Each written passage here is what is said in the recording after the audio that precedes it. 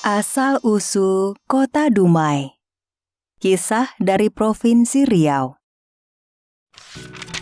Kota Dumai adalah salah satu kota penghasil minyak terbesar di Provinsi Riau.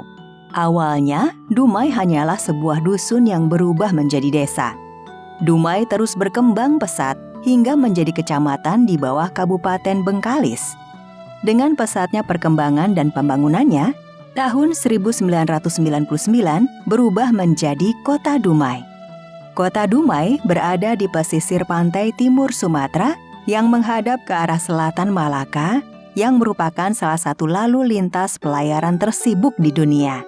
Konon ada sebuah legenda di Kota Dumai yang dikenal legenda Putri Tujuh. Legenda ini mengisahkan tentang asal mula nama Kota Dumai. Pada zaman dahulu kala, di daerah Dumai berdiri sebuah kerajaan bernama Seri Bunga Tanjung.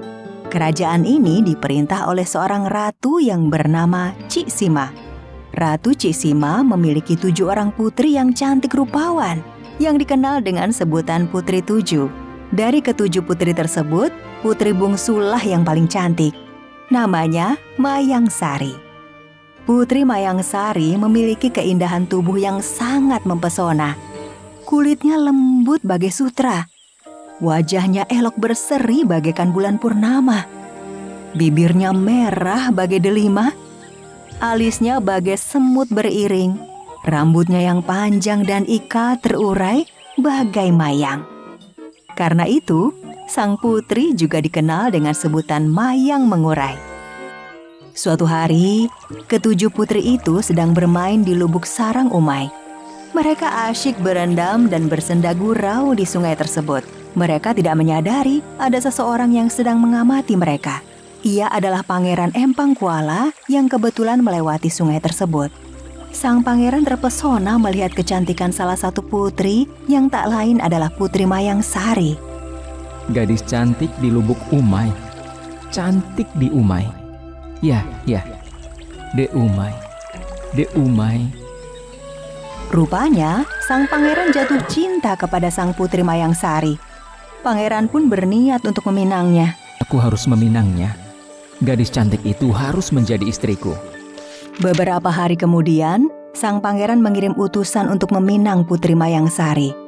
Utusan tersebut mengantarkan tepak sirih sebagai pinangan adat kebesaran raja kepada keluarga kerajaan Seri Bunga Tanjung. Pinangan itu pun disambut baik oleh Ratu Cik Sima. Sesuai adat yang berlaku di kerajaan Seri Bunga Tanjung, pihak perempuan harus memberi balasan pinangan dari Pangeran Empang Kuala. Kami datang kemari atas perintah Pangeran Empang dari kerajaan Empang Kuala. Kami diminta menyerahkan pinangan pangeran. Terima kasih sudah bertandang ke kerajaan kami. Ratu Cik Sima mengisi pinang dan gambir pada combol paling besar di antara 7 buah combol yang ada di dalam tapak itu. 6 buah combol lainnya sengaja tak diisinya, sehingga tetap kosong. Adat ini melambangkan bahwa putri tertualah yang berhak menerima pinangan terlebih dahulu. Sampaikan salam kami. Dan ini combol balasan kami. Terima kasih Ratu. Kami mohon izin. Mengetahui pinangan pangerannya tidak sesuai yang diharapkan, utusan tersebut ketakutan menghadap kembali kepada sang pangeran. Apa? Berani-beraninya dia menolak pinanganku. Sang pangeran sudah tidak peduli lagi adat yang berlaku di negeri Seri Bunga Tanjung. Amarah yang menguasai hatinya tak bisa dikendalikan lagi. Sang pangeran pun segera memerintahkan para panglima dan prajuritnya untuk menyerang kerajaan Seri Bunga Tanjung. Siapkan semua prajurit. Kita akan menyerang kerajaan Seri Bunga Tanjung. Maka, pertempuran antara kedua kerajaan di pinggiran Selat Malaka itu tak dapat dielakkan lagi. Di tengah berkecamuknya perang tersebut, Ratu Cik Sima segera melarikan ke-7 putrinya ke dalam hutan dan menyembunyikan mereka di dalam sebuah lubang yang beratapkan tanah dan terlindung oleh pepohonan. Tak lupa pula sang ratu membekali ke-7 putrinya makanan yang cukup untuk 3 bulan. Selesai menyembunyikan ke-7 putrinya, sang ratu kembali ke kerajaan untuk mengadakan perlawanan terhadap pasukan Pangeran Empang Kuala.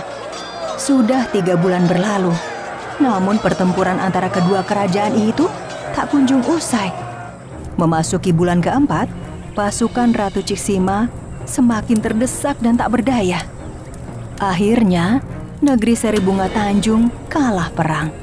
Melihat negerinya hancur dan tak berdaya, Ratu Ciksima segera meminta bantuan jin yang sedang bertapa di Bukit Hulu Sungai Umai.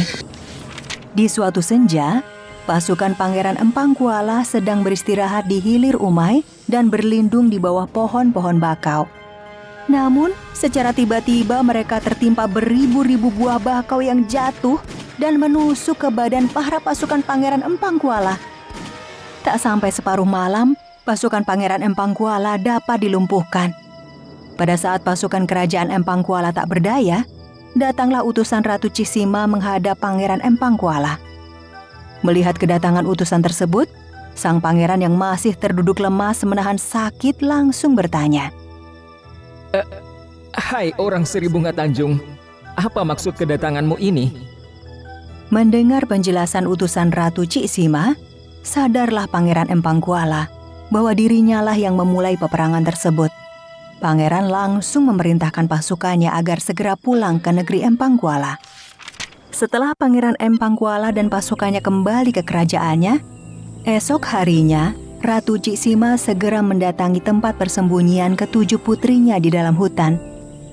Namun alangkah terkejutnya Ratu Ciksima karena ketujuh putrinya sudah dalam keadaan tak bernyawa. Mereka meninggal karena haus dan lapar. Ternyata Ratu Ciksima lupa kalau bekal yang disediakan hanya cukup untuk 3 bulan. Akhirnya, karena tak kuat menahan kesedihan atas kematian ketujuh putrinya, maka Ratu Ciksima pun jatuh sakit dan tak lama kemudian meninggal dunia. Sampai kini, pengorbanan Putri Tujuh itu tetap dikenang dalam sebuah lirik berjudul Putri Tujuh. Lirik tersebut sampai sekarang dijadikan nyanyian pengiring tari pulau dan asyik mayang bagi para tabib saat mengobati orang sakit.